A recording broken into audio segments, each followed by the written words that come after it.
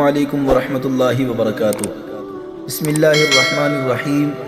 قال النبی صلی اللہ علیہ وسلم انا خاتم النبیین لا نبی بعدی او کما قال علیہ الصلاۃ والسلام۔ النصیحہ قرآن و سنت اکیڈمی کی طرف سے آن لائن ختم نبوت کورس کی 10ویں نشست ہے۔ آج کی ہماری نشست کا عنوان اس بات کو بیان کرنا ہے کہ مرزا قادیانی نے مقدس شخصیات حضرات انبیاء کرام علیہم السلام، حضرات صحابہ کرام رضوان اللہ علیہم اجمعین کے متعلق کیسے کیسے نازیبہ، توہینیہ اور کفری الفاظ استعمال کیے۔ نیز مقدس مقامات کے متعلق بھی اس نے توہینیہ اور کفری الفاظ استعمال کیے۔ محترم سامعین، نقل کفر نباشت کے تحت ان الفاظ کو نقل کیا جا رہا ہے، ورنہ زبان کو یارہ نہیں کہ ایسے کفریہ، گستاخانہ اور توہینی الفاظ استعمال کرے۔ چنانچہ مرزا قادیانی نے اللہ رب العزت کی ذات کی توہین کی اور یہ کہا کہ مجھ سے میرے رب نے بیعت کی۔ مرزا قادیانی کے الفاظ ہیں، کہتا ہے کہ مجھ سے میرے رب نے بیعت کی۔ دافع البلاء صفحہ نمبر 6، خزائن صفحہ 227 جلد 18۔ نعوذ باللہ ثم نعوذ باللہ، یعنی اللہ تعالیٰ مرزا قادیانی جیسے شخص سے بیعت کرتے ہیں۔ اسی طریقے سے اس نے ایک اور جگہ پر لکھا کہ وہ خدا کے قبضے میں ذرہ ذرہ ہے، اس سے انسان کہاں بھاگ سکتا ہے۔ وہ فرماتا ہے کہ میں چوروں کی طرح پوشیدہ آؤں گا۔ یہ مرزا قادیانی کے الفاظ ہیں۔ اللہ تعالیٰ کی ذات کے متعلق چور کے لفظ کو استعمال کرنا اور چور کی طرح کی عادت، یہ مرزا قادیانی نے کہا، لیکن نعوذ باللہ وہ اللہ تعالیٰ کے بارے میں یہ الفاظ کہتا ہے۔ تجلیات الہیہ صفحہ نمبر 4۔ اسی طرح اس نے حضور اقدس صلی اللہ علیہ وسلم کی ذات مقدس کے بارے میں بھی توہینی الفاظ کہے۔ چنانچہ کہتا ہے، اسلام محمد عربی صلی اللہ علیہ وسلم کے زمانے میں پہلی رات کے چاند کی طرح تھا اور مرزا قادیانی کے زمانے میں 14ویں رات کے چاند کی طرح تھا، اور مرزا قادیانی کے زمانے میں 14ویں رات کے چاند کی طرح ہو گیا۔ خطبہ الہامیہ صفحہ 272۔ ایک اور جگہ لکھا کہ حضرت صلی اللہ علیہ وسلم عیسائیوں کے ہاتھ کا پنیر بھی کھا لیتے تھے، حالانکہ مشہور تھا کہ سور کی چربی اس میں پڑتی تھی۔ نعوذ باللہ ثم نعوذ باللہ، یعنی اس کا یہ کہنا تھا کہ سور کی چربی والا پنیر حضور صلی اللہ علیہ وسلم کھا لیا کرتے تھے۔ نعوذ باللہ، الفضل قادیان جلد نمبر 11 صفحہ نمبر 9۔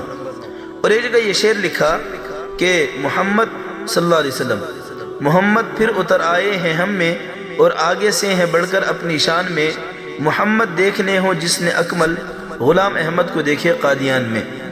نعوذ باللہ ثم نعوذ باللہ کہتا ہے کہ کامل و مکمل محمد دیکھنا ہے تو وہ غلام احمد ہے۔ اخبار البدر نمبر 43 جلد نمبر 2 صفحہ نمبر 14۔ اسی طریقے سے قرآن کریم کی بھی توہین کرتے ہوئے لکھتا ہے، کہتا ہے کہ قرآن کریم خدا کی کتاب ہے اور میرے منہ کی باتیں ہیں۔ مجموعہ الہامات صفحہ نمبر 635۔ ایک اور جگہ لکھا کہ خدا تعالیٰ نے قرآن شریف میں نہایت درجہ کے سخت الفاظ جو بصورت ظاہری گندی گالیاں معلوم ہوتے ہیں استعمال کیے۔ ازالہ اوہام صفحہ نمبر 28۔ اسی طریقے سے حدیث مبارکہ کی بھی توہین کرتے ہوئے کہتا ہے کہ تائیدی طور پر ہم وہ حدیثیں بھی پیش کرتے ہیں جو قرآن شریف ہیں میں اور میری وحی کے معارض نہیں، اور دوسری حدیثوں کو ہم ردی کی طرح پھینک دیتے ہیں۔ یعنی یہ الفاظ کہتا ہے کہ ہم دوسری حدیثوں کو ردی کی طرح پھینک دیتے ہیں۔ اعجاز احمدی صفحہ نمبر 30۔ محترم سامعین، میں اس پر تبصرہ نہیں کرنا چاہتا، آپ اس کو بخوبی سمجھ سکتے ہیں کہ اس نے یہ کیسے الفاظ استعمال کیے اور کیسی کیسی اس نے توہین اور گستاخی کیے ہیں۔ انبیاء کرام علیہ السلام کی توہین کرتے ہوئے کہتا ہے کہ میں اس بات کا خود قائل ہوں کہ دنیا میں کوئی ایسا نبی نہیں آیا جس نے کبھی اجتہاد میں غلطی نہیں کی۔ یعنی گویا اس کے کہنے کا مقصد یہ ہے کہ ہر نبی سے غلطی ہوئی۔ تتمہ حقیقت الوحی صفحہ 135، خزائن صفحہ 573 جلد 22۔ ایک اور جگہ انبیاء کرام کے بارے میں لکھتا ہے کہ خدا نے چاہا کہ جس قدر نیک اور راست باز اور مقدس نبی گزرے ہیں ایک ہی شخص کے وجود میں ان کے نمونے ظاہر کیے جائیں، سو وہ میں ہوں۔ براہین احمدیہ صفحہ 90 جلد نمبر 5۔ حضرت عیسیٰ علیہ السلام کے بارے میں تو خصوصی طور پر گستاخانہ الفاظ استعمال کرتا تھا، چونکہ اپنے آپ کو مسیح و موعود کی جگہ پر لانا چاہتا تھا، تو حضرت عیسیٰ علیہ السلام کی شان میں اس نے بہت گستاخی کی۔ چنانچہ لکھتا ہے کہ عیسیٰ علیہ السلام کو گالی دینے، بد زبانی کرنے اور جھوٹ بولنے کی عادت تھی اور چور بھی تھے۔ نعوذ باللہ ثم نعوذ باللہ، حالانکہ یہ ساری برائیاں مرزا قادیانی کی اپنی ہیں۔ ضمیمہ انجام آتم صفحہ نمبر 506۔ ایک اور جگہ لکھا کہ یورپ کے لوگوں کو جس قدر شراب نے نقصان پہنچایا اس کا سبب تو یہ تھا کہ عیسیٰ علیہ السلام شراب پیا کرتے تھے۔ نعوذ باللہ، حاشیہ کشتی نو صفحہ 66، خزائن صفحہ 71 جلد نمبر 9۔ ایک اور جگہ لکھا کہ ابن مریم کے ذکر کو چھوڑو، اس سے بہتر غلام احمد ہے، دافع البلا صفحہ نمبر 20۔ اس طریقے سے ایک اور جگہ لکھا کہ مسیح کا چال چلن کیا تھا، کھاؤ پیو، نہ زاہد نہ عابد نہ حق کا پرستار، متکبر، خودبین، خدائی کا دعویٰ کرنے والا، نعوذ باللہ ثم نعوذ باللہ۔ یہ ساری برائیاں اس نے عیسیٰ علیہ السلام کے بارے میں کی، حالانکہ حقیقت یہ ہے کہ خود مرزا قادیانی کے اندر یہ ساری برائیاں موجود ہیں۔ مکتوبات صفحہ 23 اور صفحہ نمبر 24۔ اسی طریقے سے حضرات صحابہ کرام رضوان اللہ علیہم اجمعین کے بارے میں بھی اس نے بڑے سخت الفاظ اور توہینی الفاظ استعمال کیے۔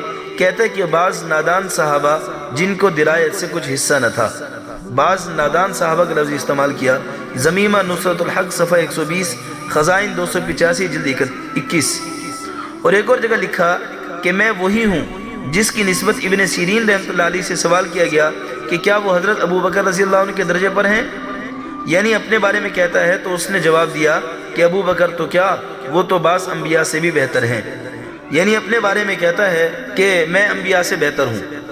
استحارات معیار الاخیار صفحہ 11، مجموع استحارات صفحہ 378 جلد نمبر 3۔ اور حضرات صدیقین کے بارے میں فرماتا ہے، شیخین کے بارے میں ابو بکر اور عمر رضی اللہ عنہ کیا تھے، وہ تو حضرت مرزا قادیانی کی جوتیوں کا تسمہ کھولنے کے قابل بھی نہ تھے۔ استغفر اللہ، نعوذ باللہ ثم نعوذ باللہ۔ ایسا شخص واضح کافر نہیں تو اور کیا ہے جو حضرات شیخین کے بارے میں اس طرح کے کفری الفاظ بکتا ہے، استعمال کرتا ہے۔ حوالے کے لیے ملاحظہ ہو، ماہنامہ المہدی جنوری فروری صفحہ 57 203 طبع 1915 عیسوی لاہور۔ اسی طریقے سے حضرت علی رضی اللہ عنہ کے بارے میں کہتا ہے کہ پرانی خلافت کا جھگڑا چھوڑو، اب نئی خلافت لو۔ ایک زندہ علی یعنی مرزا قادیانی تم میں موجود ہے، اس کو چھوڑتے ہو اور مردہ علی کو تلاش کرتے ہو۔ اسی طریقے سے حضرت ابو ہریرہ رضی اللہ عنہ، حضرت فاطمہ رضی اللہ عنہ، حضرت حسین رضی اللہ عنہ کے بارے میں اس نے بڑے ہی سخت نازیبہ الفاظ استعمال کیے۔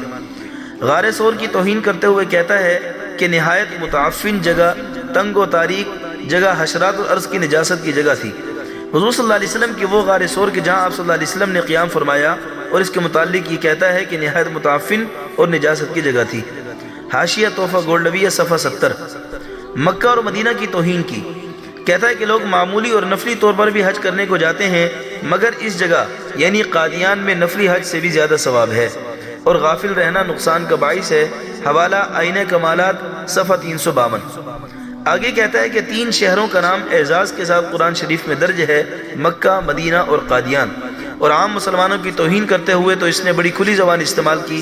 کہتا ہے کہ جو شخص مجھ پر ایمان نہیں رکھتا وہ کافر ہے، حقیقت الوحی صفحہ 163۔ ایک اور جگہ لکھا کہ جو میرا مخالف ہے وہ مشرک، عیسائی، یہودی اور جہنمی ہے، نزول المسیح صفحہ نمبر 4۔ اور ایک اور جگہ لکھا کہ میرے مخالف جنگلوں کے سور ہو گئے اور ان کی عورتیں کتیوں سے بڑھ گئیں، نجم الہدا صفحہ نمبر 53۔